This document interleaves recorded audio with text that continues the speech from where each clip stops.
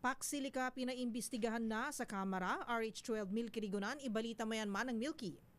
Eksena na ang Kamara para imbestigahan ang kasunduan kaugnay ng Pax Silica Agreement. Inihain ni na Caloocan City Representative Edgar Erice kasama sina mamayang Liberal Party List Representative Leila De Lima at iba pang mga mambabatas ang isang resolusyon para imbestigahan ang Pax Silica Agreement at ang implementasyon nito sa soberenya at seguridad ng Pilipinas. Kabilang din ang data governance, proteksyon sa kalikasan at ekonomiya at kung sapat ba ang mga kasalukuyang batas para sa pamahala ng artificial intelligence, digital infra at partisipasyon ng mga dayuhan sa mga kritikal na industriya.